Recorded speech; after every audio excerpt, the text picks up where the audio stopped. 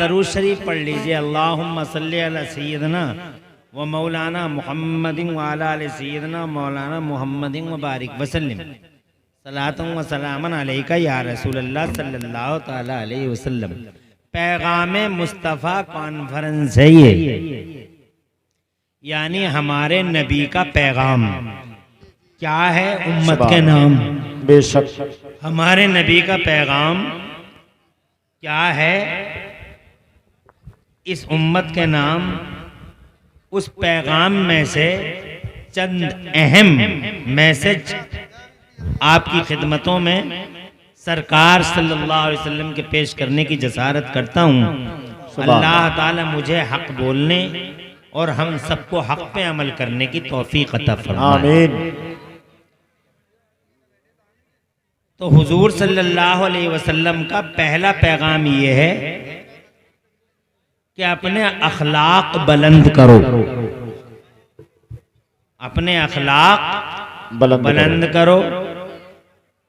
सरकार सल्लल्लाहु अलैहि वसल्लम ऐसे अजीमुश्शान हसीन अखलाक के मालिक हैं कि जब हजरत आयशा सिद्दीक़ा रज़ी अल्लाह ताला अन्हा से किसी ने पूछा कि सरकार के अखलाक की क्या पोजीशन है, तो हुजूर सल्लल्लाहु अलैहि वसल्लम के अहले खाना हमारी तुम्हारी प्यारी माँ सुभान अल्लाह हजरत आयशा सिद्दीक़ा रज़ी अल्लाह ताला अन्हा ने इरशाद फरमाया, वाह काना खुलुक़ुहु अल कुरान। सुभान आपका बुलंद अखलाक ये कुरान शरीफ है। सुभान अल्लाह सुभान अल्लाह जोर से कह दो सुभान अल्लाह। सुभान अल्लाह।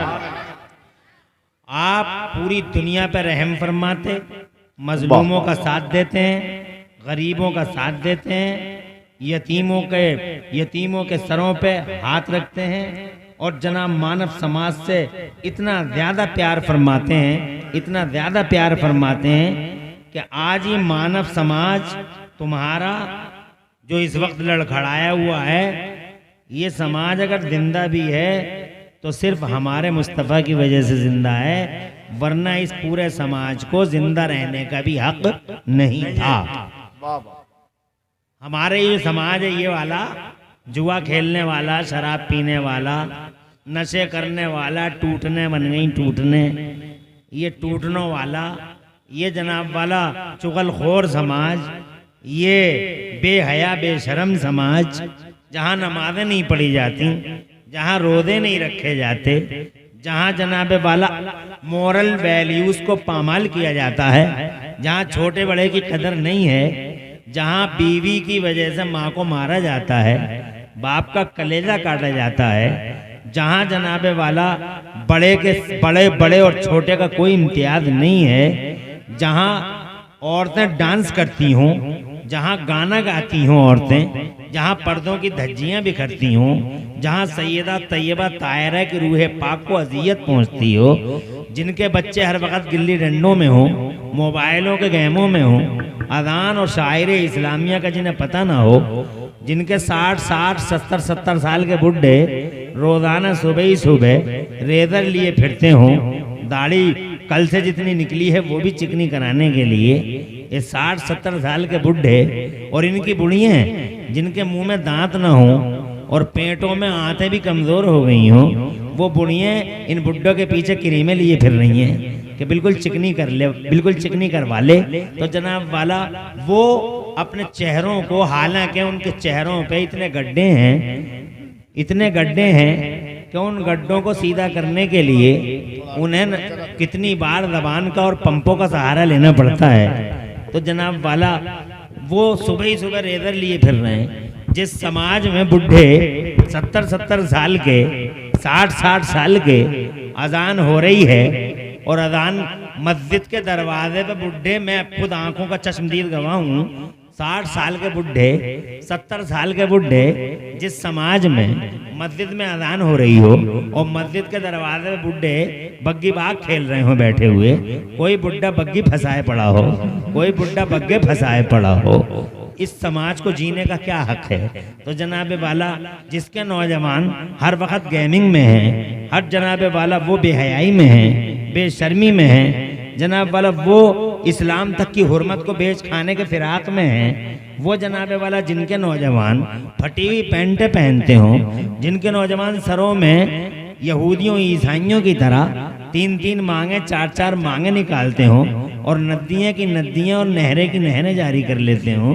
हजरात मुझे बताओ उस समाज को जीने का क्या हक है? जो अल्लाह की शान का बागी हो गया हो समाज, उसे क्या हक पहुंचता है?